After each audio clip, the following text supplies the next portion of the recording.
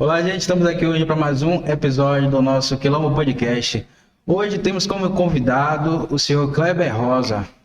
Bom, gente, eu vou apresentar Kleber Rosa. Kleber Rosa é cientista social, formado pela UFBA, professor da rede pública estadual, policial civil e fundador do movimento dos policiais antifascistas. É também dirigente do Partido Socialismo e Liberdade e foi candidato a governador da Bahia em 2022. Pronto.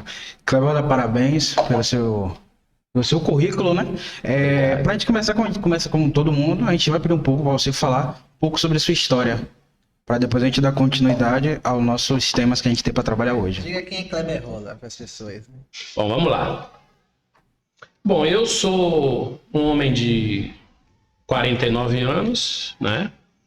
Nascido em Salvador, então sou um homem urbano, embora seja filho de uma mulher sertaneja que veio para Salvador, veio do interior para Salvador a trabalhar, né? Atrás de emprego, trabalhou como empregada doméstica. E meu pai, um homem daqui de Salvador, desde garoto precisou trabalhar para ajudar a criar os irmãos.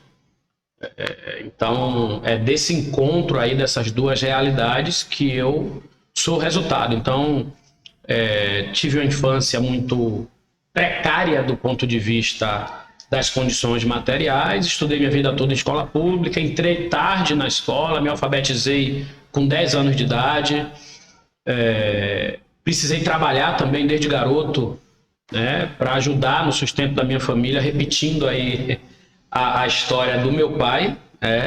Então, aos 12 anos de idade eu comecei a trabalhar, e desde lá eu nunca mais parei de trabalhar, né? Já tem um tempo de sobra para estar aposentado. Continua. Mas, por outro lado, também sempre fui estimulado pelo meu pai a estudar, mesmo na escola pública, com todas as dificuldades que a gente já conhece, que vocês, todo mundo que está aqui conhece bem, mesmo com as limitações econômicas, o estímulo ao estudo sempre esteve presente na minha mente, na minha cabeça. Então, o que estava acessível para mim, eu acho que eu consegui aproveitar bem. Eu costumo dizer que a educação conseguiu garantir, né, que eu pudesse ter uma vida digna, né, uma trajetória de vida digna até hoje. Entrei muito cedo na militância política, ainda na escola, no Manuel Devoto, com 16 anos de idade, no Grêmio Estudantil. Os colegas me chamaram para fundar o Grêmio, e eu fui, né? E a gente fundou o Grêmio Zumbi dos Palmares no Colégio Manuel Devoto. E dali em diante eu nunca mais deixei de estar com alguma atividade, né? Com algum ativismo político. Geralmente, quando a pessoa dá o nome ao Grêmio, ela utiliza o nome para fazer uma reflexão. Figuras negras, né? Geralmente tem isso daí. Zumbi dos Palmares. Vocês lutaram. Peraí. O nome do Grêmio era Zumbi dos Palmares. Isso. Então vocês queriam fazer a mesma luta. Porque na verdade a gente já percebia ali, ainda muito juvenil, mas a gente já tinha a dimensão de que a luta pela educação, ela não se encerrava na escola. Não bastava lutar por uma merenda de qualidade como se isso fosse um problema da escola. Não adianta lutar por um ventilador que não faça barulho. A gente já tinha compreensão de que as condições materiais impostas a gente ali, e a ausência, né, governamental de políticas públicas de qualidade era resultado de um processo histórico de exclusão, né, do nosso povo, de nós enquanto povo. Então, já tínhamos a compreensão ainda muito novo disso. Por isso a gente sabia que Zumbi dos Palmares era uma referência importante também para a gente na militância estudantil, na militância juvenil. Então, por isso a gente escolheu, né, esse nome. Então, vocês já tinham consciência que esse era um sistema que a gente vive, não é um problema do colégio. Já tinha claramente um país. Né? Sim, sem dúvida. Eu, na verdade, estava iniciando, né, ainda imaturo, mas os outros colegas, que era quem estava, na verdade, na frente do processo da organização do Grêmio, já vinham de militância política partidária, já eram mais experimentados e tal. Então, a gente terminou se formando a partir da maturidade desses estudantes que já tinha um acúmulo maior, né? Então, rapidamente, a gente amadureceu. Eu saí da escola, entrei na universidade, né? Aliás, logo depois do Grêmio, eu fui também para a UMES, né? Fui diretor da UMES, que era a União Metropolitana de Estudantes Secundaristas. Existe ainda esse nome? Eu acho que não vi mais. Deve ter trocado nomes. Deve ter tem outro um- movimento, virou outro nome. Era a principal instituição estudantil da época, né? Grandes figuras que eu vejo hoje, inclusive aí no mundo da luta política, já eram da direção da UMES naquele período. Pode Então citar fui um? para a UMES. Posso, a gente tem, por exemplo, Vilma Reis, né? Socióloga, que também foi minha colega na faculdade, uma pessoa muito respeitada, né, no seu ativismo. Tem um vereador, Henrique Carvalhal, que inclusive hoje Henrique Carvalhal, é conheço. de Salvador, é da É de base Salvador, aí pô. É da base do governo. da base do governo e tal. Do governo do governador. Ele era diretor da UMES naquela época, né? Tâmara, que foi candidata ao Senado, Tâmara já era diretora da UMES quando eu conheci. Então, para você ver como aquele ambiente era um ambiente que preparava a gente, que formava a gente para um processo de luta. E você acha que hoje em dia também continua esse mesmo espírito, vamos dizer assim, ou não? Mudou? Não, eu acho que sim. Eu acho que é importante. Eu acho que, na verdade, assim, o movimento estudantil, ele continua sendo uma importante escola de formação de ativismo social, né? Tanto o movimento secundarista como o movimento universitário. Continua sendo um espaço de formação de quadros políticos importantes, né? Claro que existem outros espaços de formação, existem movimentos camponês, o movimento sem terra, né? O próprio movimento sem teto também é um espaço de formação juvenil. O movimento sindical é posterior, né? Você já entrou no mundo do trabalho, pressupõe que você já tem algum nível de engajamento, de formação. Mas a formação juvenil, ela se dá muito no âmbito do movimento estudantil, né? Porque é onde os jovens estão, né? Onde a juventude está, é na escola, é nas faculdades. Então, é o espaço, de fato, muito propício a essa formação política. Então, passei por tudo isso, fiz luta antirracista na universidade, além de movimento estudantil tradicional, de DCE, de UNE, de centro acadêmicos. Eu também fui um articulador do movimento negro nas universidades. E como resultado dessa luta, a gente conquistou a política de cotas, né? Quero aproveitar, inclusive, para convidar vocês. Esse ano está fazendo 20 anos da ocupação da reitoria. Foi um ato que a gente fez, que ocupou a reitoria da UFBA com estudantes negros, exigindo a implementação de cotas raciais. E tem uma foto icônica, que foi capa do Jornal à Tarde, e que foi fundamental para dar visibilidade ao movimento naquele momento. E a gente combinou com o Jornal à Tarde que nós vamos refazer a foto 20 anos depois. Então estamos juntando as pessoas que estavam na foto há 20 anos, convidando para ir no mesmo lugar, refazer a foto. E o Jornal à Tarde vai estar lá dia 19, próxima terça-feira, às 14 horas, lá no prédio da reitoria da UFBA no Canela. Então, a gente está convidando as pessoas que estavam na foto, mas estamos também fazendo um convite geral para toda a militância do movimento negro, do movimento estudantil, enfim. Né? Acho que vai ser um momento legal de reencontro ali para a gente celebrar, né, esses 20 anos de implementação, aliás, de luta, né? Porque a implementação se deu paulatinamente. A UFBA, por exemplo, só implementou as cotas em 2005. Outras universidades posteriormente. Mas a ocupação, que foi um momento muito forte da nossa luta, ela completou 20 anos mês passado. A gente vai fazer essa foto, eles estão convidados. Então, fui para a universidade, militar no movimento estudantil negro, e aí saí, né, fui trabalhar, fui ser investigador da Polícia Civil, fundei o Coletivo Sankofa, que do Coletivo Sankofa a gente construiu o movimento de policiais antifascismo. Então, enfim, é um processo permanente de luta, de militância, de organização e ativismo político, que quando a gente entra, a gente não para mais, né? Verdade. É verdade. Como é que funciona esse movimento policiais antifascista? Que na verdade, o que é antifascismo, primeiramente? Boa a sua pergunta. Obrigado. Inclusive, é bom dizer que o movimento não é antifascista. O movimento é antifascismo. Movimento dos policiais antifascismo. Porque o antifascista pressupõe você ser antipessoas. Antifascismo pressupõe um embate, um enfrentamento à concepção ideológica do que é o fascismo, né? Primeiro, compreender que o fascismo ela é uma ideologia de supremacia, né? Teve um momento muito forte do fascismo na primeira metade do século passado, no início do século, anos de 20, anos de 30, que culminou, mundialmente falando, com o fenômeno da Segunda Guerra Mundial, com o crescimento do nazifascismo na Europa. Mas esse fenômeno ele esteve espalhado em diversos lugares do mundo. Só para vocês terem uma ideia, o Brasil, em 1930, tinha o segundo maior partido nazista do mundo. Só perdia para a Alemanha, né? Que era o movimento integralista, que aqui teve um engajamento muito forte, né? Fruto desse engajamento fascista no Brasil, a gente teve no Brasil campos de concentração. A gente não ouve falar disso. Quando a gente fala em campo de concentração, a gente só pensa em Alemanha, né? Segunda Guerra Mundial, Itália, mas o Brasil teve campo de concentração. Né? E qual foi um deles? Pode dizer?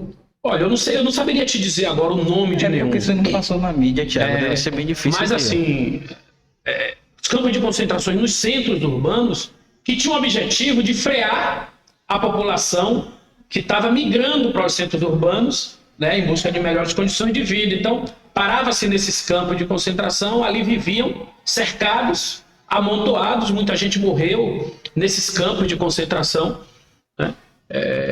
Então o fascismo ele foi muito forte no Brasil. A questão é que o fascismo não morreu. A prova disso é que ele ressurge agora, né? Se antes o fascismo no Brasil se chamava integralismo, hoje o fascismo no Brasil se chama bolsonarismo. O bolsonarismo nada mais é do que a nova expressão do fascismo. Entendeu? Não importa se a pessoa vota em Bolsonaro, se não vota, sabe ou não sabe o que é, acha que o fascismo, o bolsonarismo é uma expressão do fascismo. É uma ideologia supremacista, de ódio às minorias, né, absolutamente ligada aos interesses dos grandes grupos econômicos, e que se coloca como os responsáveis pela salvação da pátria. E os outros são todos figuras da escória, né? Então, ser antifascismo é, antes de tudo, colocar a luta contra o fascismo na agenda principal. Porque, na verdade, nós temos várias lutas contra o fascismo. A luta antirracista, ela é uma luta contra o fascismo, porque o racismo, ele é, digamos assim, ele é uma expressão do fascismo, né? O fascismo, ele é o guarda-chuva para todas essas expressões de opressão, essas expressões de iniquidade. Então, o patriarcado, o machismo, sabe? A LGBTfobia, todas essas ideologias que tentam construir a ideia de que há um comportamento superior e digno de humanidade, né? Que se aproxima do divino, que se aproxima de Deus. Por isso o fascismo ele reivindica tanto Deus. Porque o Deus, na cabeça dessas pessoas, é como se você estivesse perto de uma figura divina, enquanto que os outros são figuras diabólicas, infernais, que não merecem a salvação, que não são dignos da humanidade. Percebe? Então o fascismo ele é isso. Então, quando a gente diz movimento antifascismo, a gente está afirmando que nós estamos vivendo num momento extremamente perigoso em que todo mundo que tem compromisso com a humanidade, com a diversidade, precisa compreender a centralidade do momento de enfrentar o fascismo. E é muito perigoso, basta ver que a gente correu o risco sério de um golpe militar, né, de um golpe autoritário, de uma ruptura institucional no Brasil, orientada por esse viés fascista, né? Nós vivemos um governo com aspirações fascistas, um governo que tinha um homem preto numa instituição construída para promover a inclusão racial, e esse homem preto negando toda a importância da inclusão social, fazendo um processo de desconstrução né, numa disputa óbvia de uma tentativa de deslegitimar as demandas legítimas da população negra. Então, o movimento Policiais Antifascismo compreendeu a importância disso, entendeu que o ambiente da segurança pública ele é um ambiente propício, ou pelo menos tem sido no Brasil, um ambiente propício para cultivar esse sentimento, né? Talvez pela natureza da própria atividade policial, isso seja uma coisa mais fácil de ser disseminada. Então, a gente compreendendo como era importante fazer esse enfrentamento por dentro das forças de segurança pública, mas dialogando para fora, a gente então criou um movimento que segue aí cumprindo, né, seu papel importante. A partir desse ponto aí que você falou sobre o movimento Policiais Antifascista. Gente, não vai dar uma correção, eu falei antifascista, né? Antifascismo, essa correção. Antifascismo, eu também fiz um erro aqui agora. A gente vai partir para a desigualdade social na sociedade brasileira. O que surge? Diga, entendeu? Vamos abordar por quê? Vamos abordar como surgiu e a igualdade de gênero também. Seria uma boa. Veja, a gente não pode achar que a desigualdade ela é um fenômeno fruto da incompetência dos governos de promover justiça social. Isso seria uma grande ingenuidade. Muito pelo contrário. As desigualdades sociais, elas são resultado de um projeto muito evidente, muito nítido, de controle e de dominação de um grupo perante outros, né? Basta olhar o que é a origem dessa nação, que é resultado desse processo de superexploração, de escravização, né, de expropriação das terras dos povos originários. Então, só para a gente falar de Brasil, a experiência colonial brasileira que se dá a partir dessa inter-relação desses três grandes grupos raciais, ele desenha como né, as relações de poder nessa terra, nesse território.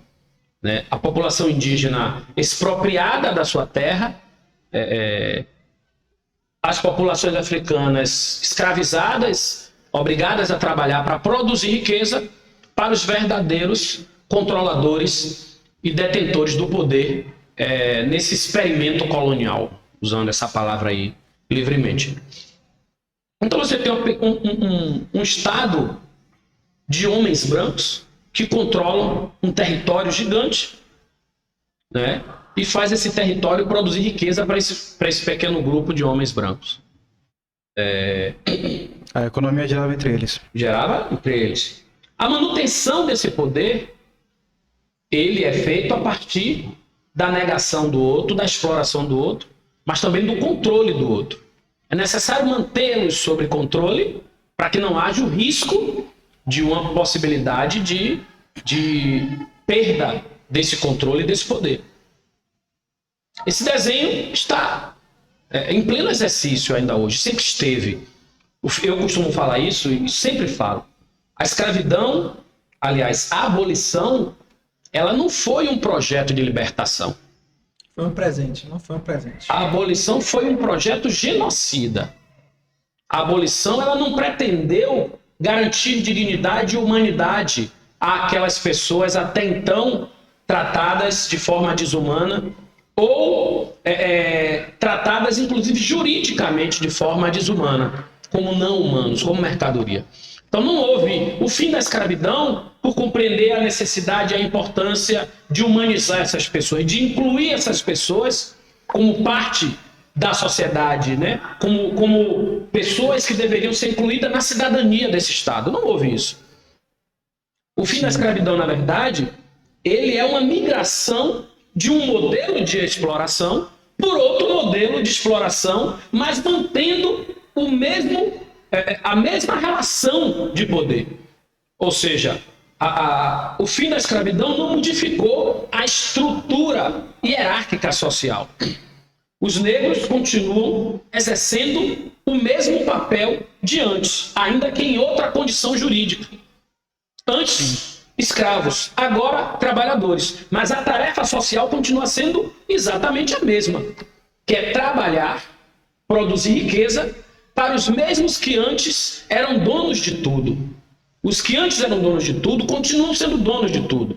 Dono do poder, dirigem o Estado, dono da riqueza, porque são os donos das terras, os donos das empresas, o dono dos meios de produção. Né? Então, essa hierarquia é mantida porque não existe riqueza sem pobreza. Então, a desigualdade social é resultado desse modelo econômico de superexploração, onde algumas pessoas produzem riqueza para o acúmulo de outros. Então, não tem como a gente supor a vida das pessoas está ruim porque esse governo não presta. O governo, na verdade, ele é um mecanismo de manutenção dessa estrutura de poder. Os governos costumam estar a serviço desses pequenos grupos para atender aos seus interesses, dirigindo o Estado para os interesses desses grupos. A gente tem pequenas rupturas, como a gente teve com Lula, né? E não à toa o projeto, né? o governo, período de governo petista terminou sofrendo um golpe. Isso não é à toa, porque as elites engoliram aquele intervalo onde o governo, ainda que não seja um governo de ruptura com as elites, porque é um governo, a gente fala em conciliação de classe. O governo de Lula é um governo de conciliação de classe. Por quê? Porque nitidamente Lula e o seu partido, o PT, têm origem na luta do povo trabalhador, do povo oprimido, beleza. Mas ao chegar ao governo, não consegue simplesmente exercer um governo para os interesses desse povo, porque o Estado ele é completamente dominado por essas elites. Sim. Né? A justiça é dominada por essas elites, o poder econômico é dominado por essas elites. E esse governo que a gente vive, esse tipo de sistema, tem nome na sociologia? Você está falando no Brasil? No Brasil, que governo é esse? Como assim? Eu não entendi. O governo que a gente vive, qual o nome, o tipo de sistema brasileiro? Que tem capitalismo, socialismo. Sim, nós vivemos num sistema capitalista, né? Pra Isso deixar aí. claro que muita gente não sabe. Claro. Entendeu? Claro, né? O capitalismo que pressupõe justamente essa superexploração. Então, você tem um governo ali que concilia interesses, ou seja, eu sou a expressão da luta do trabalhador, mas eu estou governando sob a égide da elite. Então, beleza, não vou romper, vou manter aqui os interesses das elites, mas vou promover pequenos avanços para o povo trabalhador, para as classes menos favorecidas, e assim o governo faz. Então, assim, as elites, ela tolera, em certa medida, isso, sem abrir mão dos seus interesses, mas, na primeira oportunidade, ela faz uma reviravolta e tenta retomar o controle absoluto ali naquele golpe contra Dilma, né? Então, apesar desses pequenos intervalos, mas os governos normalmente, aliás, os governos todos eles, na sua grande maioria, eles terminam sendo instrumento de controle do Estado para os interesses dessas elites. E, obviamente, que isso faz com que o nosso protagonismo político, o nosso exercício da luta política seja necessário, porque em que pese o que a gente vive do ponto de vista das opressões, mas só teremos uma mudança real quando nós, o povo, conseguimos de fato ter poder político, né? E promover as mudanças estruturais necessárias em benefício do nosso povo. Você disse sobre a desigualdade na sociedade brasileira e na educação. Existe desigualdade na educação racial também? A educação ela reflete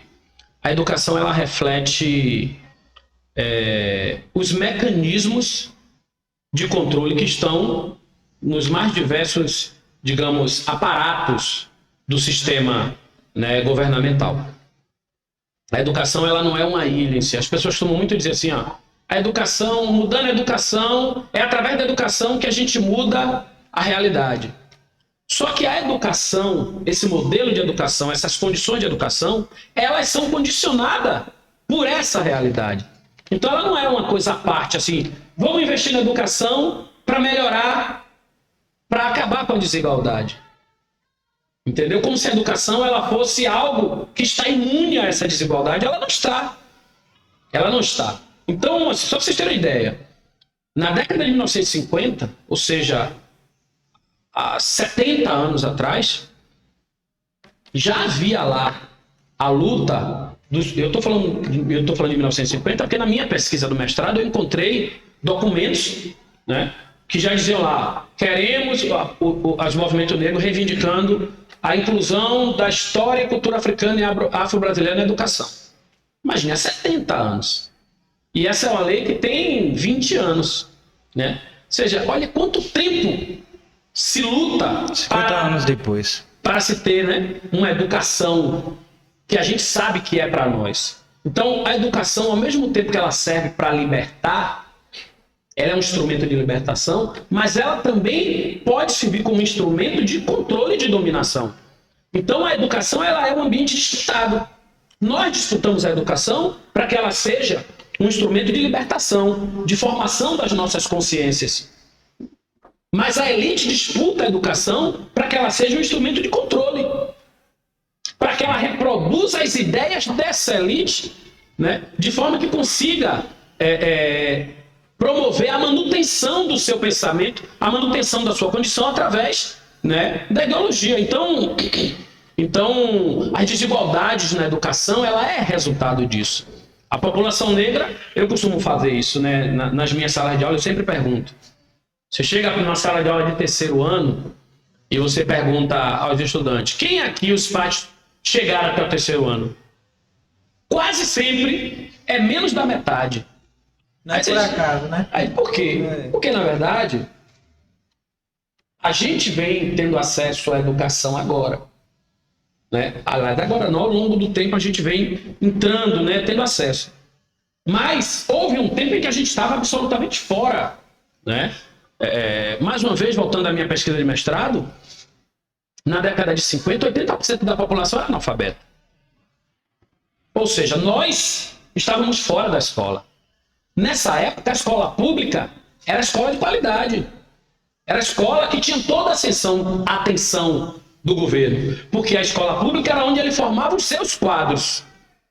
Formava a si próprio, né? Os seus filhos. Os filhos da elite. Isso. Onde é que a gente estava? A gente estava no analfabetismo. Quando há o processo de ocupação das escolas, de universalização do acesso à educação, o que é que essas elites fazem? Abandonam a escola pública e criam outros núcleos de excelência fora.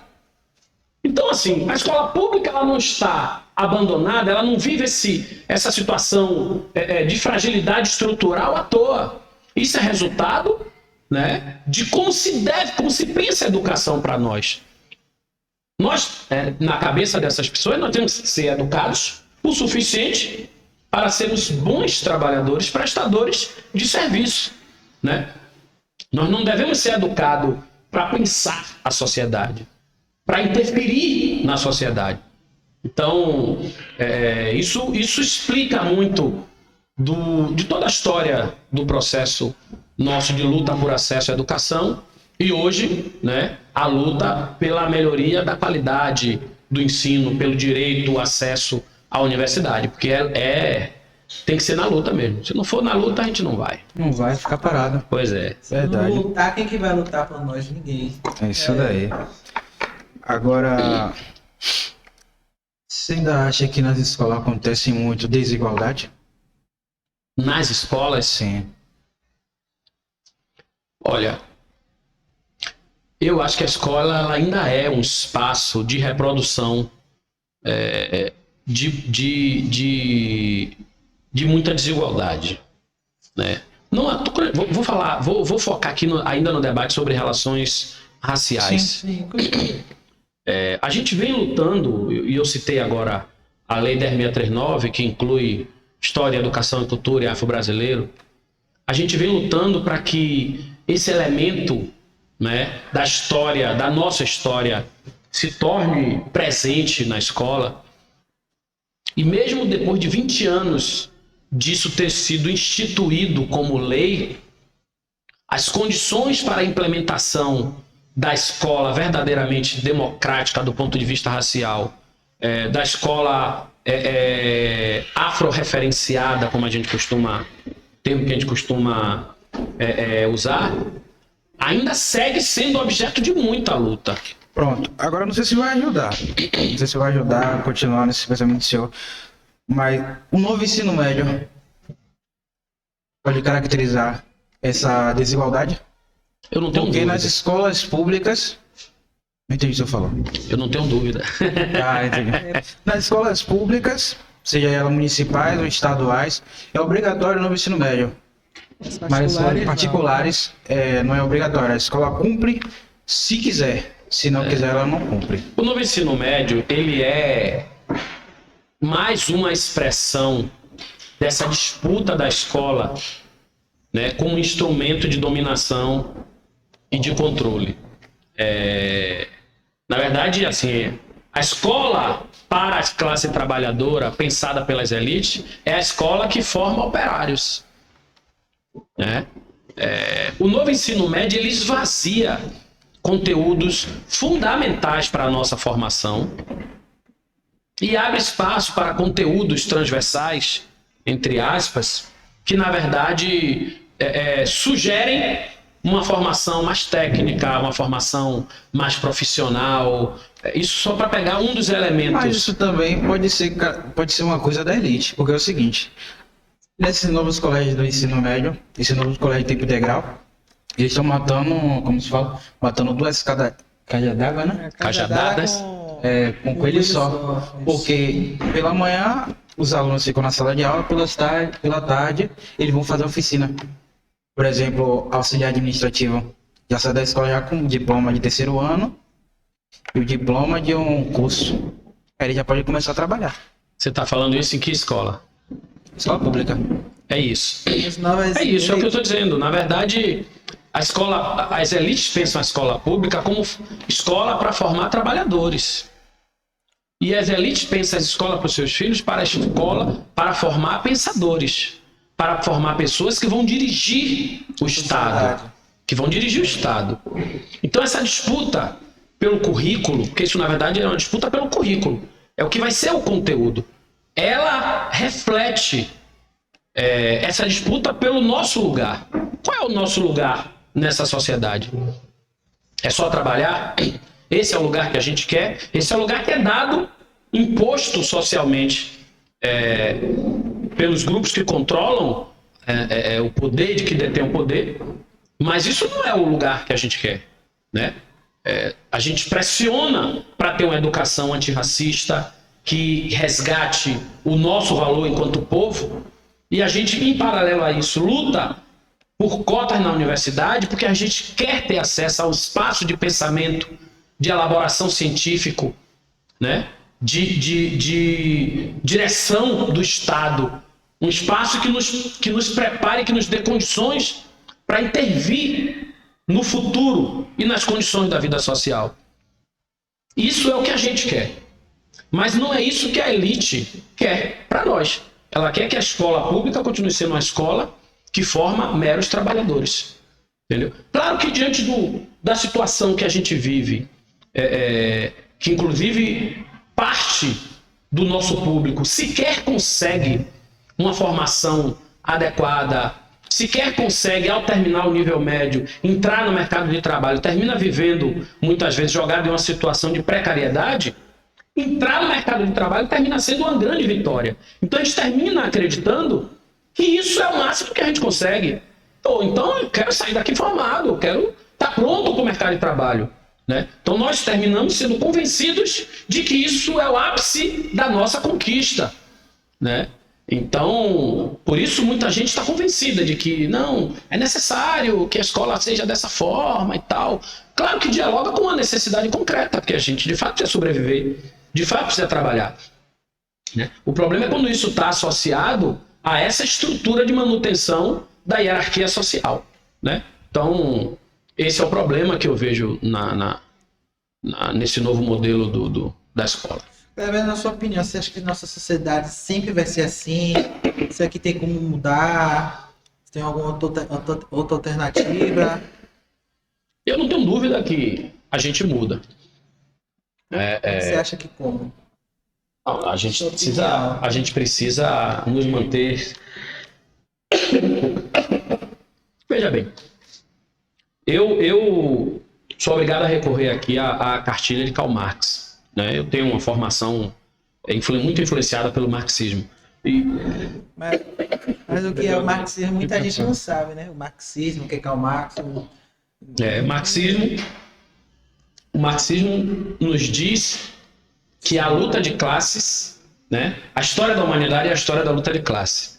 Ainda que a gente não fique nesse jargão ou preso a essa realidade como se ela fosse universal, como se ela fosse totalizante, melhor dizendo, mas o fato é que a gente vive em permanente contradição e conflito. Enquanto há dominação, há a luta dos dominados, a luta dos subalternizados contra essa subalternização. Então, durante o processo de escravidão, havia luta e resistência contra a escravidão. E essa luta permanece. Por isso é o quilombo. O quilombo é claro, exatamente. Dá nome aqui ao podcast. O que é o quilombo? É um espaço de resistência e de luta contra a escravidão, né? É um exemplo concreto de que é possível construir uma sociedade verdadeiramente livre, ainda que dentro, se pegar Palmares como exemplo, ainda que dentro de uma sociedade escravocrata.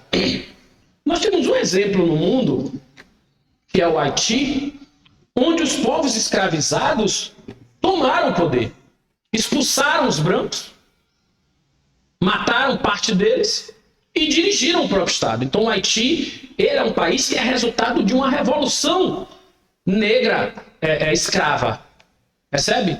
Ou seja, é o exemplo de que sim, de que a gente não pode perder a perspectiva de construir uma sociedade que nos represente, que nos inclua, que a gente faça parte dela com legitimidade, né? E não como mero intrusos, porque é dessa forma que a gente é tratado nessa sociedade, como intrusos, como os indesejados.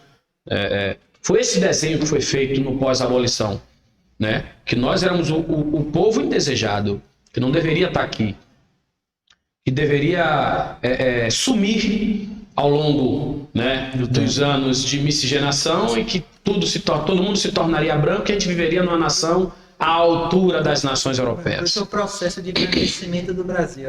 Tem aquele quadro, né, de uma mulher, um homem branco em pé, numa casa de taipa de barro. Isso é uma figura, um quadro sobre isso, o embranquecimento do Brasil. Nunca vi essa imagem, não. É em livro de história, de 7º ano.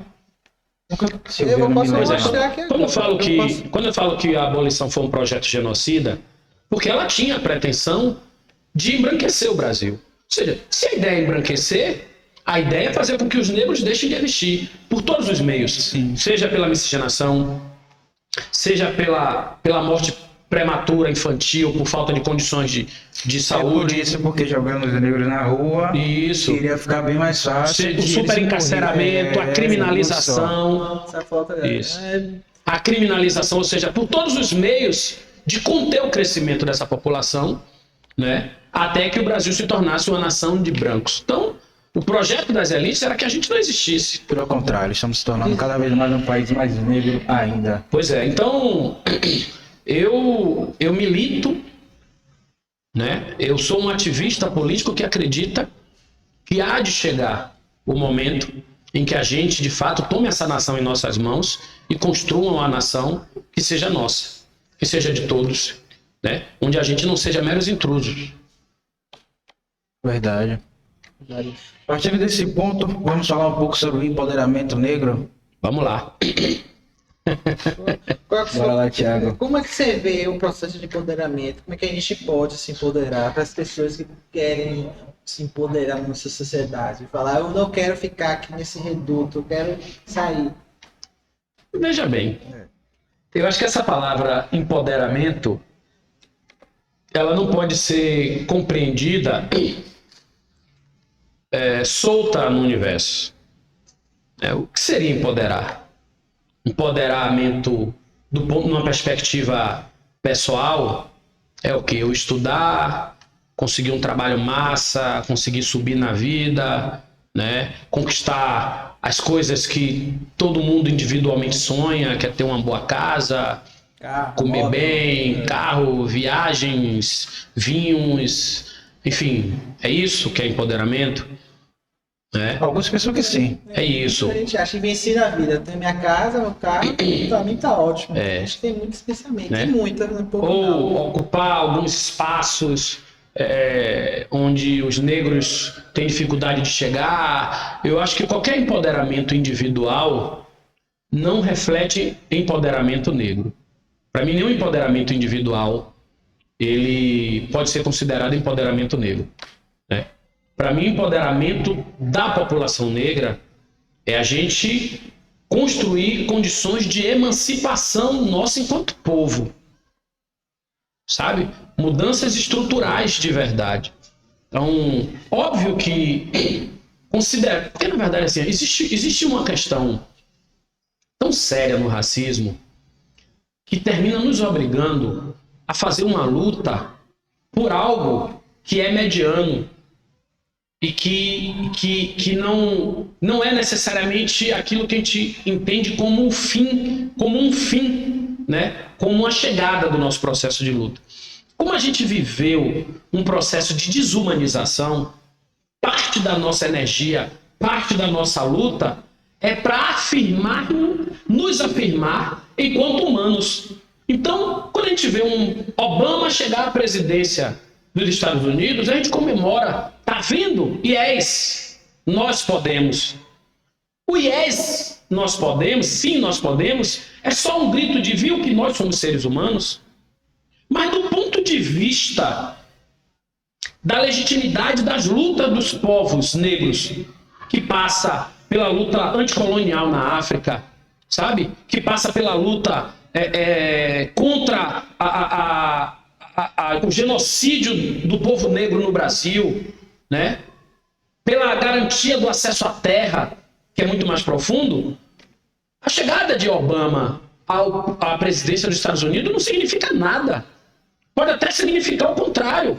Porque apesar de Obama ser um homem preto, ele estará, ou esteve, melhor dizendo, dirigindo um Estado, né, que promove, na verdade, desigualdade ao redor do mundo, que promove guerras ao redor do mundo. Portanto, a guerra do Iêmen foi por causa dele, não foi o governo dele, guerra do Iraque, alguma coisa. Muitas guerras foram no governo de Obama. Isso. Mas o elemento central a gente termina comemorando algo que significa pouco pra gente, do ponto de vista do que é essencial para nós enquanto negros na diáspora. O que significa Obama para a realidade, por exemplo? Desculpe. Não, fica tranquilo. Para a realidade das lutas anticoloniais nos países africanos. Nada, pode significar, inclusive, um retrocesso, né? Então essa necessidade imposta pelas elites, a nossa condição de sermos seres humanos, termina fazendo com que a gente tenha isso como meta, ser visto como ser humano. E isso nos coloca com vitórias, né, pontuais, simbólicas, que muitas vezes é vista como empoderamento. Ou empoderamento, Obama na presidência, tá? Empoderamento é isso? Será que é isso? Mesmo ele sendo negro ou não, ele está representando os Estados Unidos, a força genocida que os Estados Unidos têm no mundo, que os Estados Unidos é uma força genocida. É isso, exatamente. Então, a gente comemora coisas só pela simbologia. Então, eu acho que essa palavra empoderamento, essa expressão que tem sido muito usada hoje, ela está muito circunscrita a essa simbologia, que tem um papel de afirmar a nossa dignidade humana, mas, na maioria das vezes, não cumpre papel na transformação da nossa realidade política no Brasil, na África ou na diáspora, né, terrestre, na diáspora da geopolítica mundial mesmo. Então, eu acho que é muito relativo essa expressão empoderamento. Para mim, empoderar mesmo é organização política. Empoderar o bairro do Beiru é construir associações de moradores atentas à necessidade de lutar pela presença do Estado, garantindo condições de dignidade de vida das pessoas, garantindo bem-estar social. Isso eu acredito no empoderamento. Eu acredito no empoderamento coletivo, Não acredito no empoderamento individual. Não é porque eu, né, ou qualquer outra pessoa tem uma trajetória que conseguiu ganhar dinheiro, conseguiu ficar rico, conseguiu ter sucesso. Empoderamento. É um cantor. A gente pega um grande artista, ou é o símbolo de empoderamento. Eu não vejo, eu não acho que isso é empoderamento. Não vejo. Sim, sim. Partindo daqui, a gente tem uma tranquilo.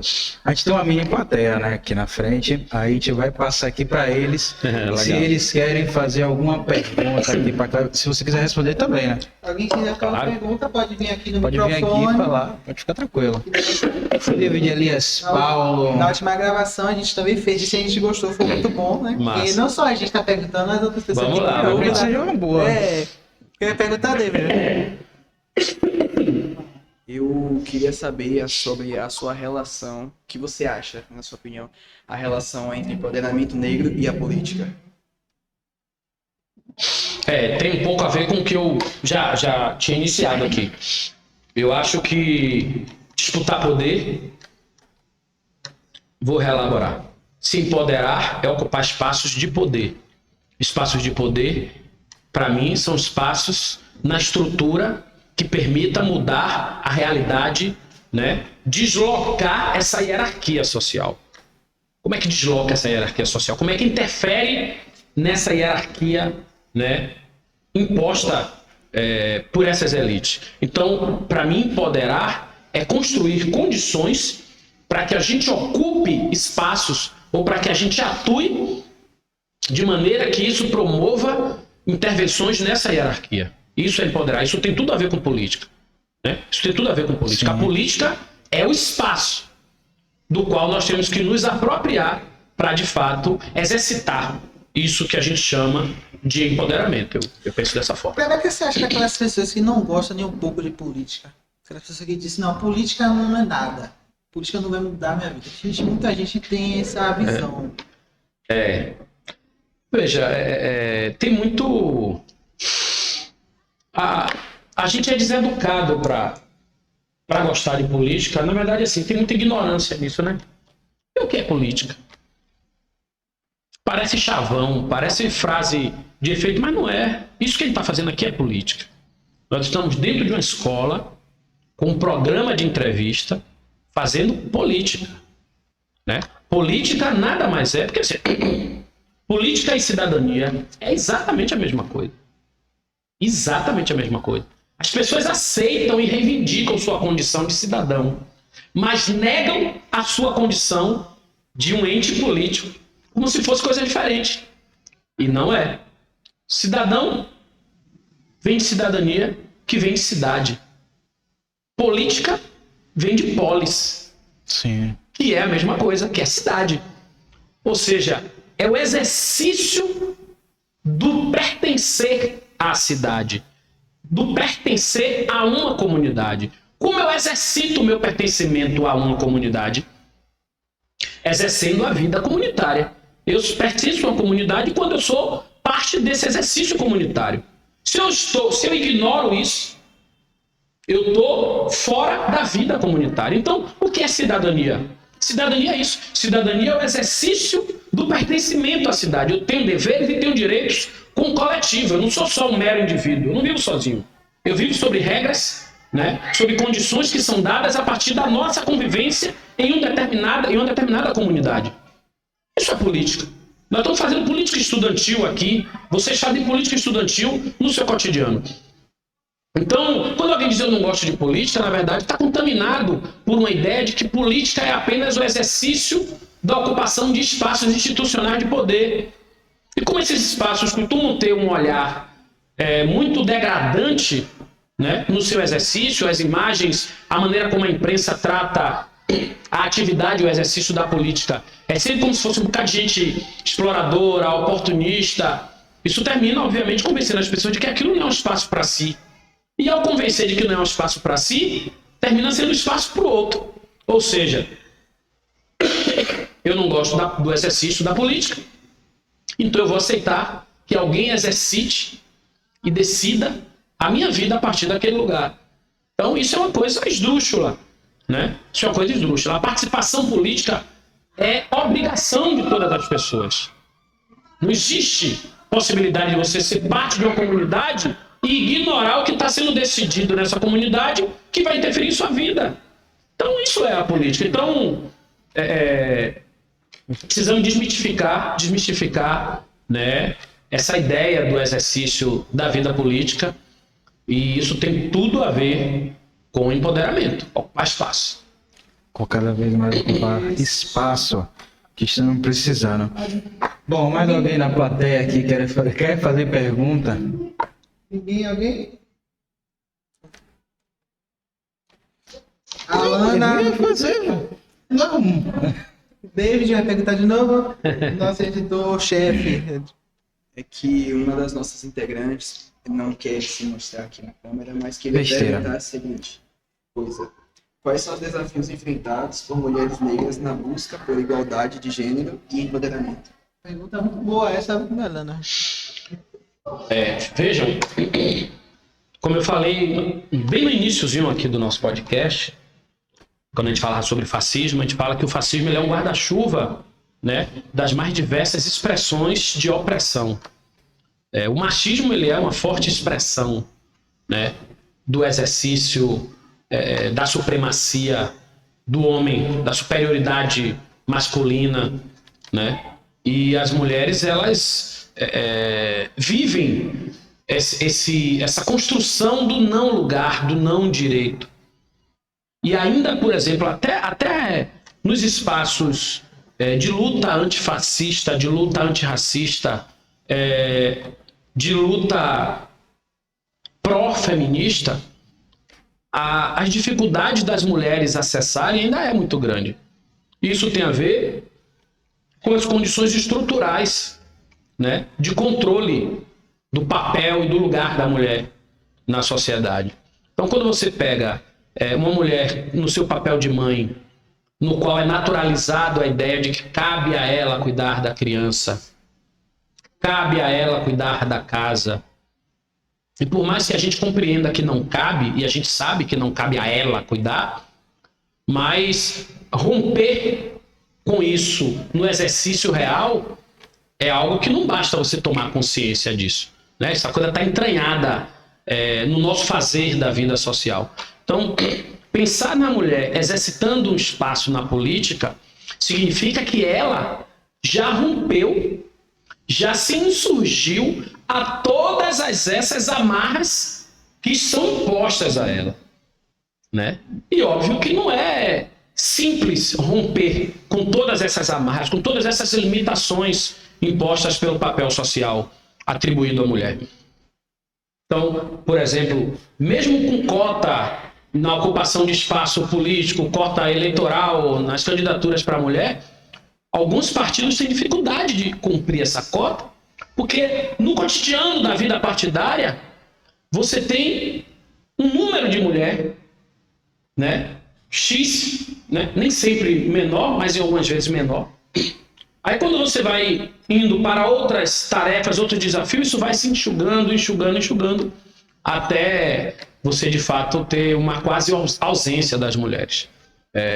Apesar disso, eu vejo no movimento de mulheres algo muito forte e que tem rompido com essas barreiras, com esses limites, e as mulheres têm ocupado cada vez mais espaços importantes, né? E quando eu falo das mulheres, eu não falo só do ponto de vista do empoderamento individual, não. Eu falo das mulheres enquanto setor organizado da sociedade, enquanto movimento organizado mesmo.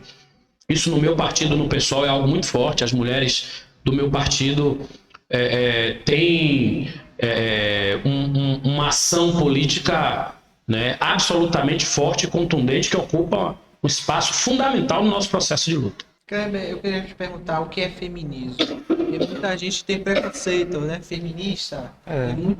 Tem muito na internet. Pessoalmente tem isso. O que é feminismo? Simples, né? Feminismo é a luta contra a opressão às mulheres. Porque É a luta pelo direito de igualdade das mulheres, né, na sociedade. o que é aquele ódio contra o feminismo, as feministas? Que esse ódio todo assim.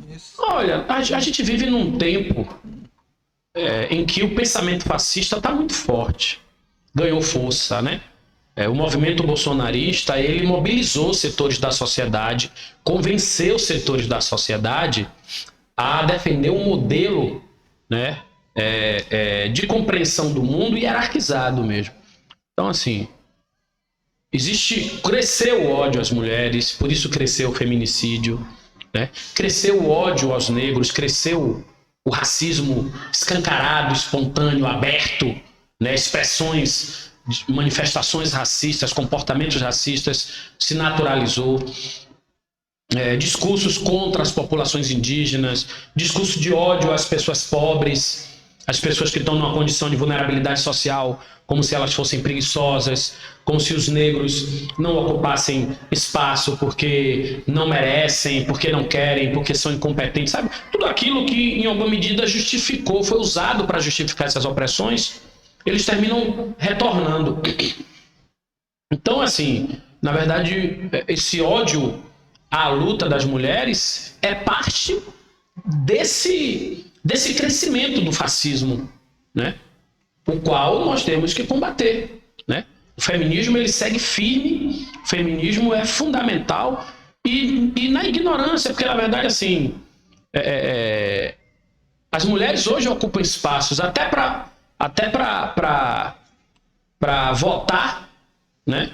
E ser votada, isso é fruto da luta feminista. Como é que pode ser contra isso? Então as pessoas, quando falam do feminismo, essas pessoas, sobretudo, que estão contaminadas por esse pensamento fascista, termina focando... Agora tem muitas pessoas que discordam do seguinte, que o voto foi dado para a mulher não através da luta das mulheres, mas sim através de um político. De um Acho que tem um político que liberou essa história. Tem muita gente que fala isso daí. Tem gente que diz que feminista que não foram elas que lutaram.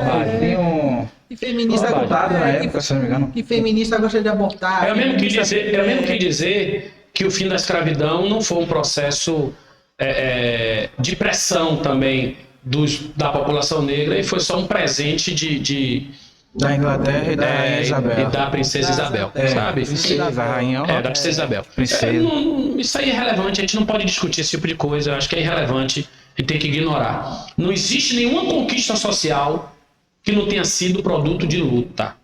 Nenhuma. Não existe. Então as pessoas hoje, quando falam que é contra o feminismo, é porque estão se apegando a um ambiente moral. Ou seja, feminismo, as mulheres querem andar nua. Como se fosse uma... Na verdade, não é só isso, é isso também. As mulheres têm o direito de andar como quiser. Os homens não andam sem camisa na rua. Por que as mulheres não podem andar? Só para a gente ficar num exemplo aqui mais objetivo. Sim. Mas essas pessoas não enxergam, porque são vazias mesmo de conhecimento, de conteúdo, que a luta feminista garantiu, por exemplo, às mulheres licença maternidade, né? Garantiu às mulheres o direito ao voto, garantiu às mulheres o direito a trabalhar, inclusive. Né? O direito ao seu próprio corpo, que antes era o homem, o direito a ter posse. As mulheres não tinham posse, a posse era do homem. Uma casa de um casal pertencia ao homem, não pertencia à mulher. Era tudo nome do homem, nada nome da mulher. Pois é. Então, a luta feminista, quem nega essa luta feminista também nega a luta antirracista, porque estão no universo raso, que é o que sustenta esse pensamento fascista. Tem uma galerinha mesmo aí, que eu não vou citar, que tá dizendo que Maria da Penha não foi muito bem isso que aconteceu com Maria da Penha, né? Não sei se você já pegou esse caso. Que não tem assim, isso não muda nada. Maria da Penha é um negócio... Pô, mas tem galerinha querendo descredibilizar. Maria da Penha é barril. O pessoal acha que é só uma lei criada para proteger a mulher, mal tem sabe muita ignorância que depois... em tudo isso, né? Tem muita desinformação. Nós estamos na era da fake news, né? Então, no mundo já teve um presidente que foi eleito por conta de fake news, né? Pois é. No Brasil também já teve um presidente que foi eleito por conta do fake news. Por que a gente não vai ter? Tem mais uma pergunta que Paulo mandou. Ele quer que você responda. Abre aqui o celular para pegar. Sim. Paulo não tá aqui não. Não, tá aqui presente.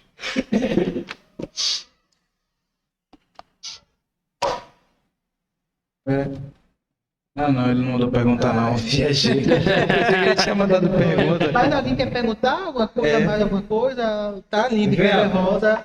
Pablo. Pablo, quer falar? Alana, venha. David, mais uma pergunta. Alana? Nós estamos vivendo um momento muito delicado no Brasil, porque, assim, a gente saiu de um governo, como eu falei no início, um governo protofascista, né? Um governo de aspiração, de orientação fascista. E foi fundamental a eleição de Lula para frear, né, o crescimento desse...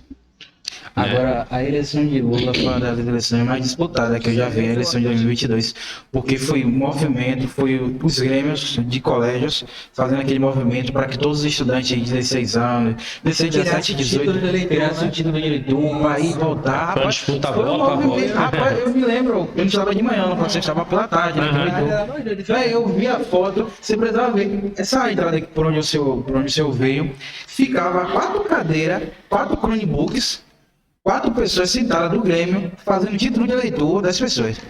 Fazendo ali a manhã toda. Começou 7h30 da manhã, foi terminar 12h20. E a maioria do pessoal que estava aí fazendo o título de eleitor estudava pela tarde. Aí já emendava o dia. Ficava. Pô, foi um movimento que foi fortíssimo essa eleição. Foi necessário e foi fundamental, porque a gente precisava ganhar essa eleição, né? Ganhamos a eleição com Lula e foi importantíssimo para frear o crescimento dessa onda fascista. Quer dizer, não é nem da onda. Do bolsonarismo. Né? Para frear a continuidade do governo. Porque, na verdade, no processo eleitoral, o bolsonarismo cresceu. Né? Eles mobilizaram, a sociedade cresceu. Grande, mesmo Lula ganhando, o bolsonarismo ainda existe. Então, a gente vive hoje no Brasil ainda, né, um movimento, né, de massas, uma compreensão de massas, um convencimento de massas do fascismo. Então isso torna torna a realidade no Brasil hoje algo muito complicado, porque a gente foi obrigado a fazer, o governo foi obrigado a fazer uma grande aliança com setores da própria elite para derrotar o Bolsonaro. Foi fundamental fazer isso, mas a gente segue correndo risco, né? Porque para além de Bolsonaro, o bolsonarismo ganhou força. Outras figuras estão surgindo como alternativa. E isso não é um fenômeno que seja de curto prazo, que vá se encerrar na eleição. Então nós teremos muita luta pela frente e ainda corremos muito risco com essa onda fascista que está aí. Eu acho que na Bahia, o governo do PT na Bahia não compreendeu a importância de ser um instrumento de luta mesmo contra isso. Termina, em alguma medida, flertando com sentimentos conservadores, com posições conservadoras. Não é um governo que se popularizou, é um governo, ao meu ver, que se rendeu à lógica, né, dos grupos, das elites mesmo que compõem o governo. Então, vivemos um momento complicado, um momento difícil. Mas é isso, nos resta se manter ativos no processo de militância política. A gente tem que marcar um dia para fazer uma análise sobre esse governo, sobre os 16 anos do governo do PT, que são 16 anos importantes de governo no PT. Cabe um podcast só para falar sobre isso. Tá na hora, só para falar. Claro. Tá na hora. Importantíssimo. A gente podia marcar, tipo assim, um dia, pegar umas 3 pessoas, fazer uma análise. Não precisa nem ser um podcast, pode ser um vídeo mesmo. Demonstrativo. Pega, por exemplo, a pessoa que está no governo. Né? A pessoa que está no governo, traz para aqui uma que não está no governo, que tem um contraponto, faz uma espécie de debate mesmo, né? Um debate que não é de disputa, não é para disputar, é para analisar cordialmente. Vamos analisar juntos aqui os limites, né, de um governo que, teoricamente, é um governo associado às demandas populares de esquerda, mas que apresenta limites gravíssimos. Então vamos fazer um papo sério aqui sobre isso, entendeu? Acho que é importante. A ideia. É fácil a gente conseguir fazer isso. A gente tem mentalidade não, a gente tem pensamento. A gente tem ideias. Temos ideias, a gente sabe fazer ideia rapidinho. Pronto. Kleber, a gente vai ter que ficar por aqui, mas a gente vai marcar outro dia, como eu falo direto, temos que marcar outro dia, que não, essa ideia que você deu, a gente pode trazer interessante pode fazer uma análise por fora, para ver realmente, para analisar esse governo, esses anos do PT, Eu acho do governo da importante. Bahia. Acho bom que Pra vocês analisar façam. também os 4 anos do governo Bolsonaro também. Pode chamar alguém. Faz uma Não, análise. acho que a né? cada vídeo a gente já faz uma análise sobre os 4 anos do O governo do instrumento PT. você já tem aqui, né? Então com a faca e o queijo, é só o queijo. Falta só cortar e queijo, né? Pronto. Galera, a gente vai ficar por aqui. Estamos encerrando mais um episódio do nosso podcast. Obrigado a todos Obrigado, e todas. Kleber. Valeu, turma. Obrigado, Estou sempre à Kleber. disposição aí, né? E obrigado pelo convite. Galera, compartilha, deixa seu like.